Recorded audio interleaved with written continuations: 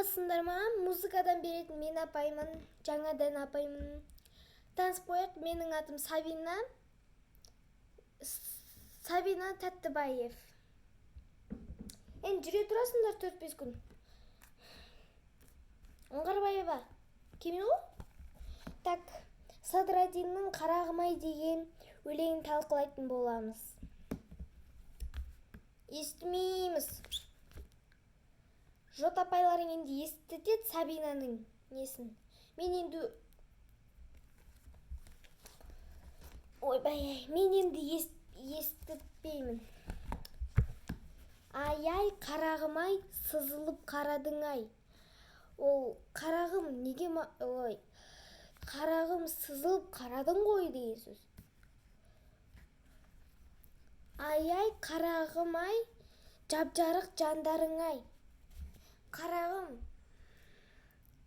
жарық жандарың-ай. Вот солай. Не бәле? Партан сүртпейсіңдер ма? Тура қарап айтарым, жүрегімді шайқадың. Тура қарап айтарым, жүрегімді шайқадың. Олар жүректі шайқайды ғой. Ойнамаған бар, рахмет. Күшті екен. Жот апайларыңа бермейсіңдер ма? Оса белеп шығады ғой. Жот апайларыңа беріңдер. Я, жот апайларыңа беріңдер.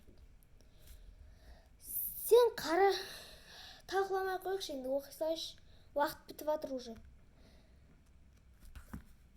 Второй часть уже в профиле.